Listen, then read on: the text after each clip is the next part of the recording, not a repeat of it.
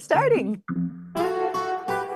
Hello, everyone, and welcome back to Make Me Smart. I'm Kimberly Adams, and this is where we make today make sense. Thank you all for joining us, especially everybody on the YouTube live stream. It is Friday, so it is time for our weekly happy hour, Economics on Tap, and I'm in my hometown of St. Louis, Missouri, and I am joined at a local pub here called the Royale by St. Louis Public Radio, and I've got my St. Louis Public Radio swag here, stand with the facts, and we've got their politics correspondent, Jason Rosenbaum, here with us. Hey, Jason. Thank you so much for having me, Kimberly. Oh my gosh. So if you guys would follow St. Louis Public Radio on social media, as I do, you will see him all over their socials talking about redistricting, talking about ballot initiatives, talking about beer sometimes, occasionally.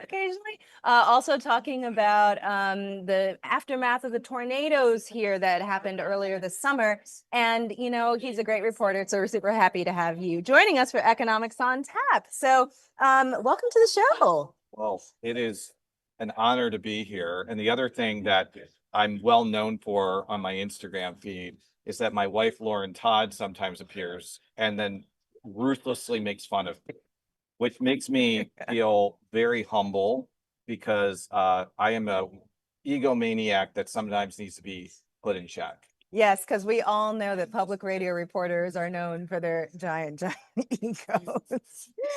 Anyway, we are going to check in on some of the big news here in my hometown, some of which I've referenced already. But first, we've got to talk drinks, and we've got some specialty drinks here from the Royale that our wonderful server/bartender Heather recommended to us. And Jason, what have you got? So I have a NA Marg with a E in brackets. It's orange peel, jalapeno infused agave syrup.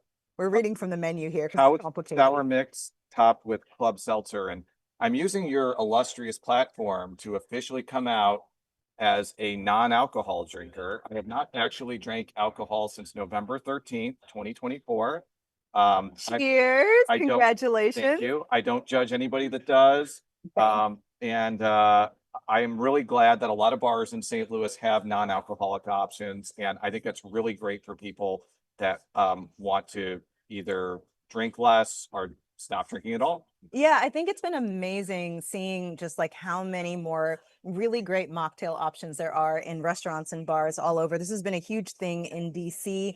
And I actually took a mocktail making course a couple of years back, which was super fun. And I really feel like it's made me appreciate kind of all drinks and cocktails better. I'm having an alcoholic cocktail that Heather also recommended. Mine is called What's Drinking Gilbert Grape, which has Jephthah Creed Bib Bourbon, grape juice simple, grapefruit juice, cardamom bitters, and basil. And the reason that Heather was recommending it is because you guys can't see it, but like this entire courtyard we're in has a canopy of grapevines. They grow all of these. They have all these like fruit trees, like jujubes and apple trees and pear trees and fig trees all over the place. And then there's this canopy of grapevines, and they actually use the grapes that they grow here to make some of the components for this amazing, delicious cocktail. So cheers. Now then, let me check in on the chat and see what everybody else is drinking. Of course, my computer went to sleep. All right, here we go. We've got you guys, everybody's chatting about other things. Some of those names sound like champagne. Okay. Happy Friday, all. I don't know, everybody. Where are the drinks? Here we go. Now we've got it. Okay, I've got Corey with an Elysian Space Dust IPA. Jen Peck has hot tea because we're in winter mode. Tom is drinking Aldi beer. Tamara is drinking a double rum and Coke. Ooh, Lewis is sipping a Hiranda Anejo tequila with a Sangrita chaser with oranges, lime, pomegranate, hot sauce, chili powder. Wow. Okay. More beer. Sarah with a boring Coke. Robert with wine. Ooh, a podcast fanatic with a lemonade and vodka. And Chuck with E.H. Taylor's small batch. Nehemiah getting in early with the eggnog with spices and rum. It's Oh, never too early for Christmas, I guess. I guess actually I was just making holiday plans with my family while I was here. So never too early. All right. Now I do want to check in with you, Jason, on some of the stories that you've been covering for St. Louis Public Radio. And by the way, my swag, if anybody was interested, says stand with the facts, which is something we really need to do these days. But last month, Missouri Governor Mike Kehoe signed into law something we've been talking about on the show a lot, a new congressional map with new districts that favor Republicans. The move has obviously faced pushback as part of a larger nationwide trend. Tell us where things stand now and what it's been like covering the story. Well, it has been. Have you ever seen the Simpsons episode, specifically a Halloween episode where Homer goes to hell and the devil is putting donuts in his mouth and he keeps eating it because he loves donuts? That's how covering this feels. It feels like every day there's a new development. Every day, I think I'm going to get sick of this story. Every day I tell my editor, Fred Ehrlich, am I ever going to stop covering redistricting? And it just never stops. So probably not the best metaphor, especially if people haven't watched The Simpsons in 30 years, but it has been all consuming. Well, Alan says that they are so here for this analogy. Okay, good, good. But just to give a little bit of background, Okay. This is all part of a national trend, which I'm sure everybody in the chat knows.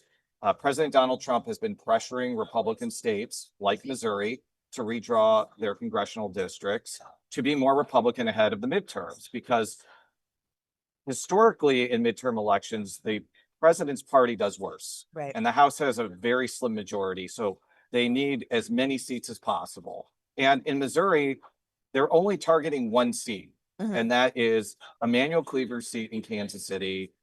Emmanuel Cleaver is the former mayor of Kansas City. He's been in Congress for almost 20 years. He's the first Black mayor of Kansas City. And basically what they did last month was take the 5th district and split Kansas City among 3 districts. And they are now largely rural districts. And I wouldn't say Cleaver's district is overwhelmingly Republican. Yeah. I do think he could still win it under certain circumstances, but it's going to be a lot harder. So that's sort of the backdrop, but it's not a done deal. There was something that happened when the bill was voted on the House that I think caught a lot of Republicans by surprise. And that is, there was not enough votes to make it go into effect right away, which meant it was eligible for a referendum to be put up for a vote. And 2 things will happen. 3 things, actually. Okay. It will either pass in November 2026, and it won't go into effect until 2028, completely Missing the midterms altogether. missing the midterms. It will be moved to March, where it will be the only election, and even Republicans believe it will fail. Okay. Or it might, for some reason, pass in March and be ready for the midterms. There's been a lot of efforts from Republican statewide officials this week to try to derail this referendum.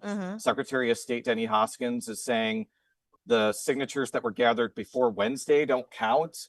The group trying to put this forward, People Not Politicians, are saying, no way, you're wrong, Denny Hoskins. That's probably going to be settled in court.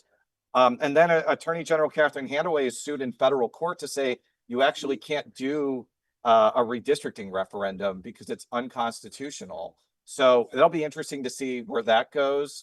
I'm not sure if it is a serious attempt or whether it's a Hail Mary, but the referendum aspect, I think, caught not only Republicans in Missouri by surprise.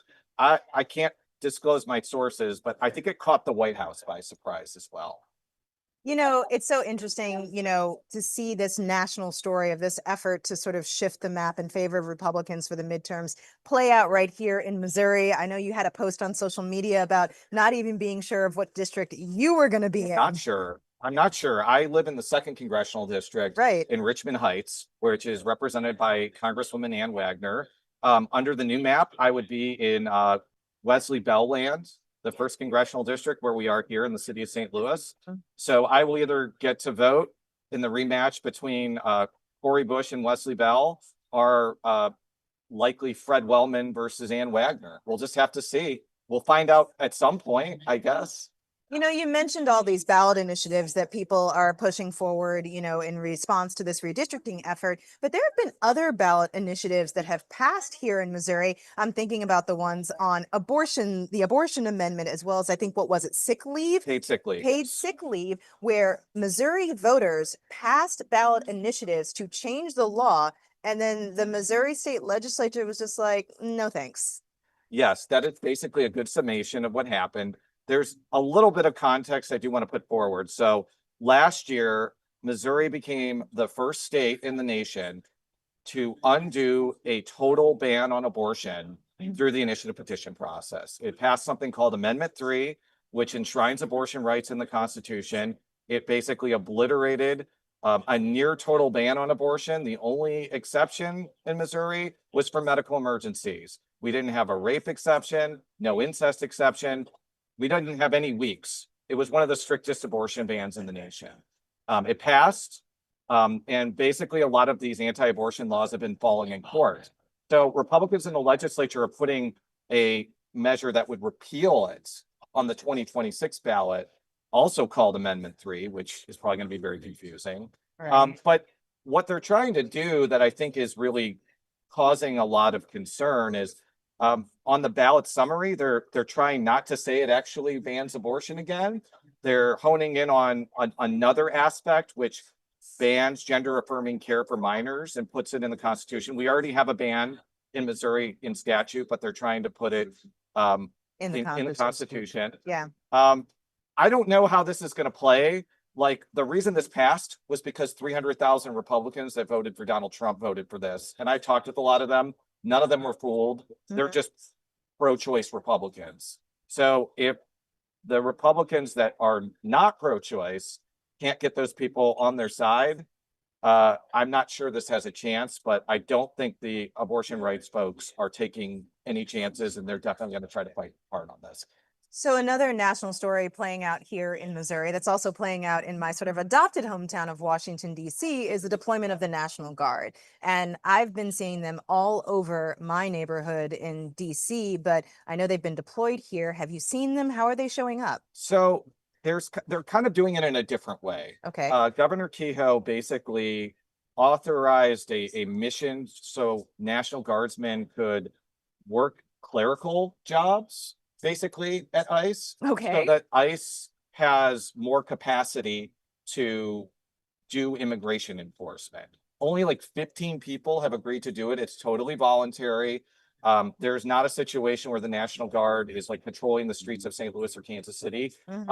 President Trump did suggest that because apparently the president of Union Pacific asked him to.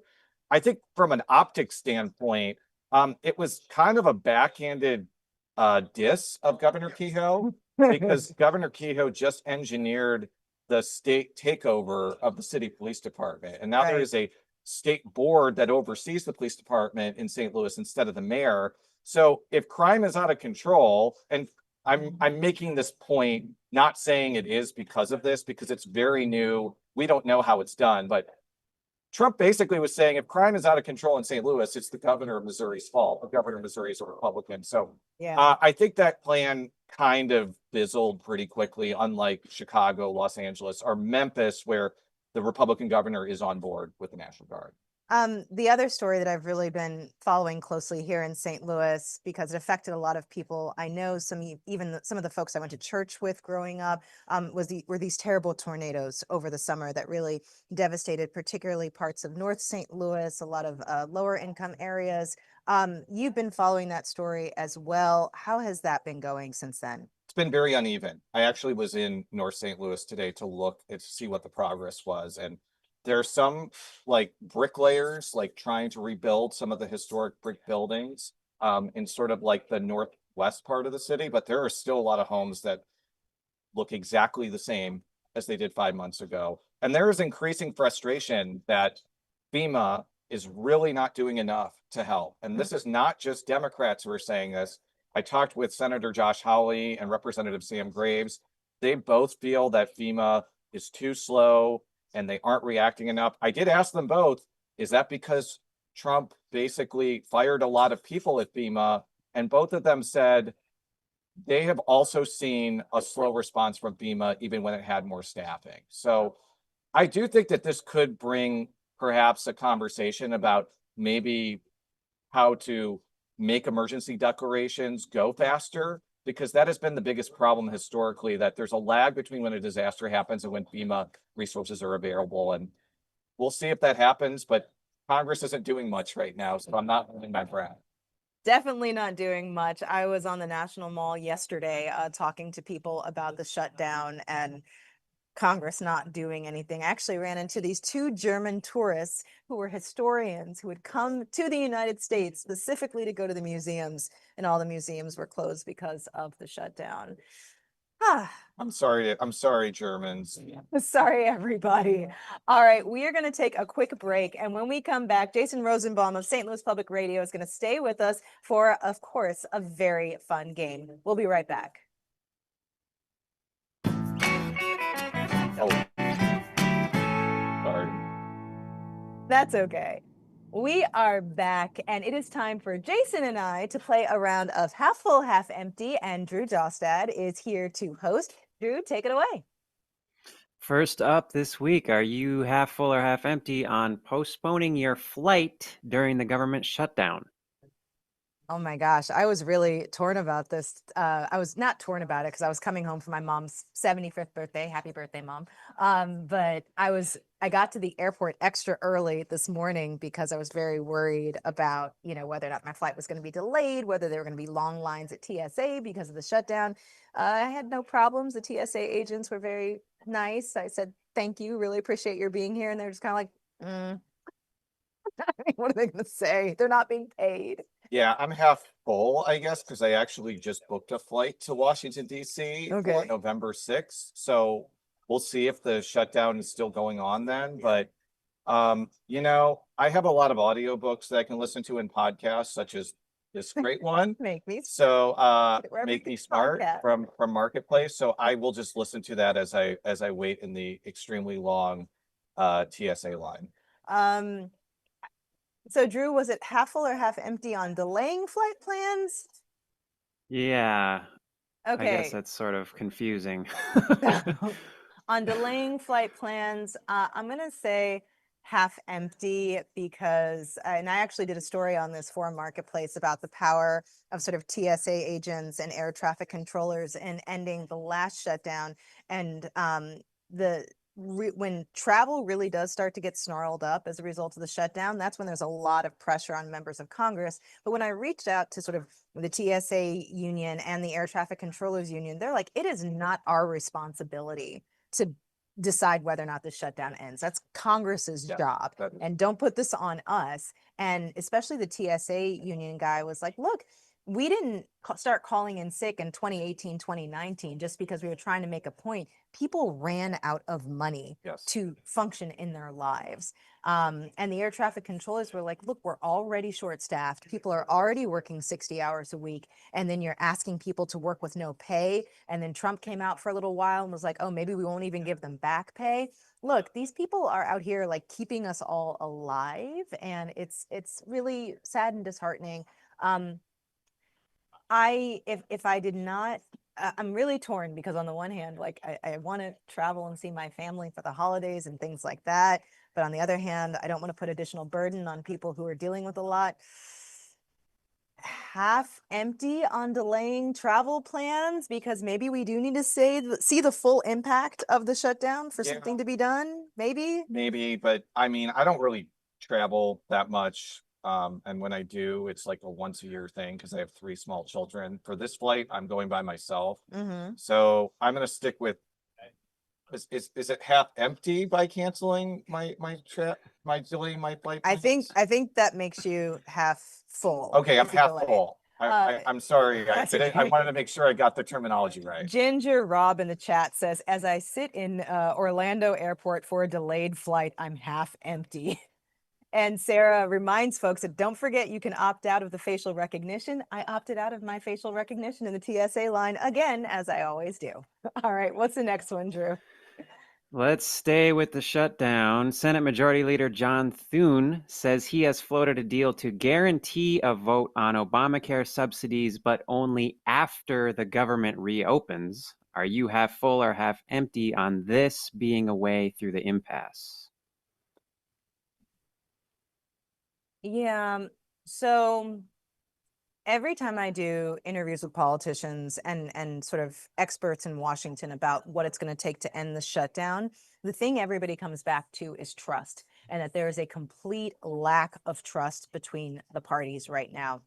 That, because remember, the Democrats made a deal on how to fund the government with Republicans back in March, and then Trump just ignored it with his rescissions package.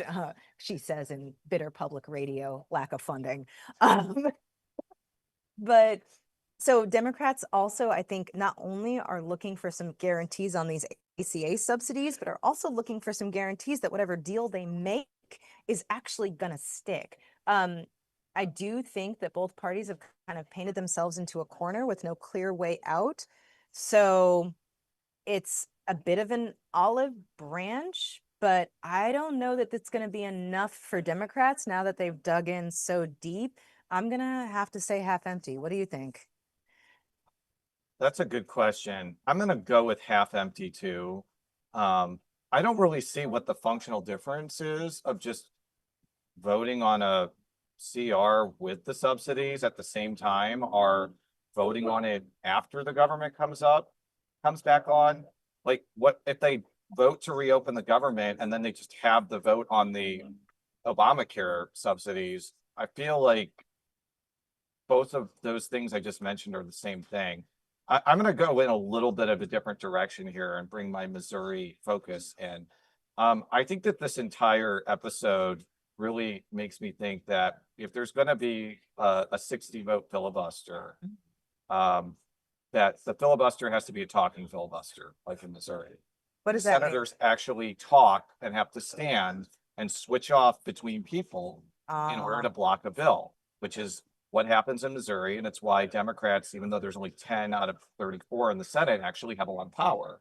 I'm sure that will never happen because there are more senators in the US Senate than in Missouri. So let me pause for a second. The difference between sort of what the talking filibuster that he's talking about versus what happens in Washington is usually it's just the threat of a Yes. filibuster that is enough to stop the process in its tracks. Whereas what he's talking about is like, no, they actually have to do it and be talking for it to actually mean anything. So it'd be like Cory Booker's speech, except he would actually be delaying and trying to actively block something.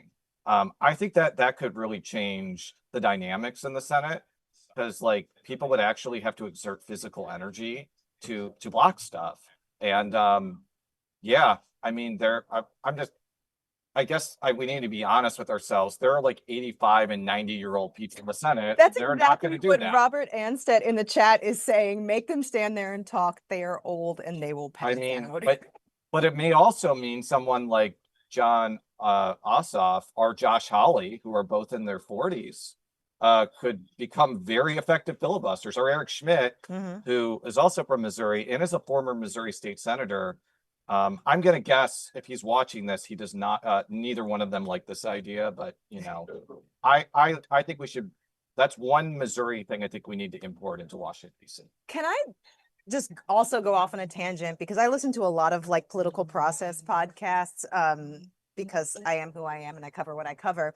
But it's been very interesting to hear Republicans, especially over the past week, over and over again, talk about these ACA subsidies. Was like, oh, the Democrats designed them to expire. They were designed to run out, which is technically true. When they designed these subsidies that were sort of an emergency extra round of subsidies during the COVID pandemic to help get more people on healthcare, more affordable healthcare, because it was passed using the reconciliation process, the same thing that Republicans used to pass the Tax Cuts and Jobs Act in 2017, as well as the One Big Beautiful Bill Act.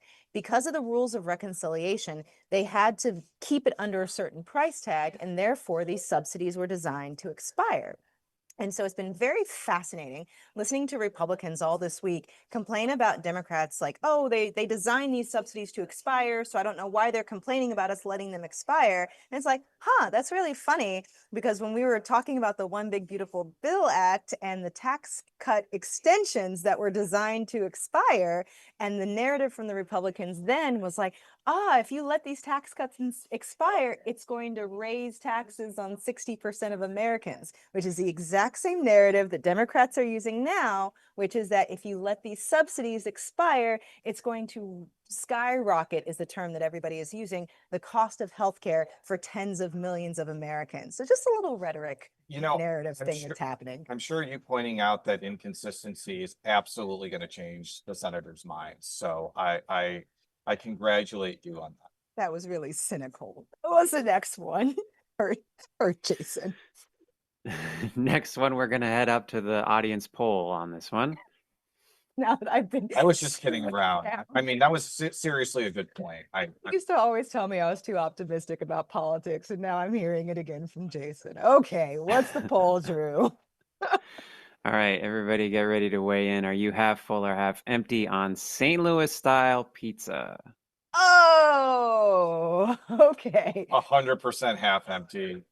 I'm not a St. Louis style pizza person. I actually don't eat a lot of dairy. So Prevail. I'm just looking around to make sure nobody's gonna like attack you in this restaurant. Okay, nobody heard you. Go ahead. I would probably spontaneously combust if I had emos, but I feel like your reaction feels like we're going to be on different sides of this issue. So for everybody who is not from St. Louis style pizza is thin crust. And rather than using like mozzarella, like a lot of traditional pizzas use, we use Prevail cheese. And the classic restaurant where people get this pizza is called Emo's Pizza. And they don't cut it in triangular slices, they cut it in squares. And this is like a very traditional St. Louis style pizza. Now, I happen to be lactose intolerant, but I will eat 1 or 2 pieces of Emo's. It's pretty much the only pizza that I will eat in moderation. But I'm not a big pizza person. But Jason and I were talking earlier today because like I feel like the first time we spoke ever in life shouldn't be when we were on the live stream together. And the funny thing is I said, oh, you know, the restaurant that you suggested, oh, it's near where I went to school. I went to Tower Grove. This is the neighborhood that this is in. And he was like, yeah, I didn't go to high school in St. Louis. Nope. And this is a big deal because in St. Louis, one of the first questions people will ask is, what high school did you go to? And it's like a class, social status, sort of shortcut for income, race, all sorts of things that people use to put you in categories. And you were telling me something funny about that. Yeah, I went to Stevenson High School in Lincolnshire, Illinois, which is the best high school in America, by the way. There were 4,500 people at my high school. I had a graduating class of 900. It was basically like going to a small community college. There were 23 people in my graduating class. So every time people talk about how great Ladue or DeSmet or Burroughs is here, I'm like, great.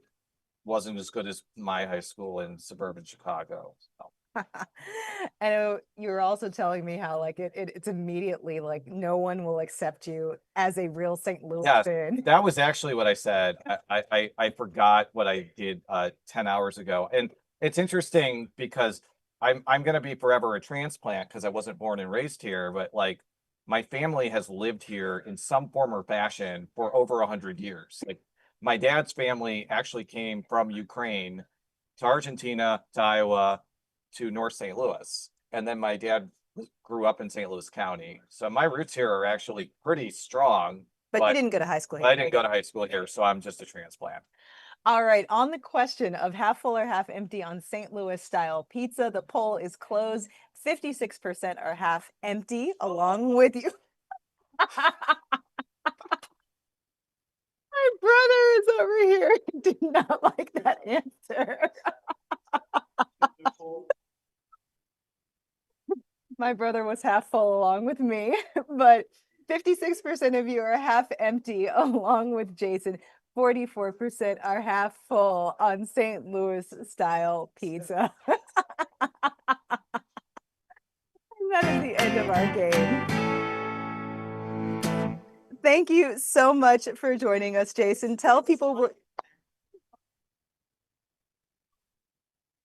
and my former neighbor from across the street also is half empty on St. Louis style pizza because he doesn't like the provolone. Thank you, Patrick, for that insight. Jason, where can people find your reporting and what are you working on next? You can find my reporting at stlpr.org. You can follow me on Instagram /Jason Rosenbaum. The next thing I'm working on is a story about how Congressman Sam Graves, a Republican from Tarkio, wants to overhaul FEMA, including taking FEMA out of the Department of Homeland Security. All right. Well, thank you so much to the staff here at the Royale for welcoming us, for getting us set up in 2 different locations with our cozy little fireplace. And thank you, Jason, for being here with us today. Really appreciate it. We're going to be back next week. Keep sending us your questions, your comments. We want to celebrate your wins if you have any. We are at 508 UB Smart, also at Make Me Smart at marketplace.org. You can do a little bouncy dance with this if you want. Make Me Smart is produced by Courtney Bergseeker, who did the Lord's work setting this up this week.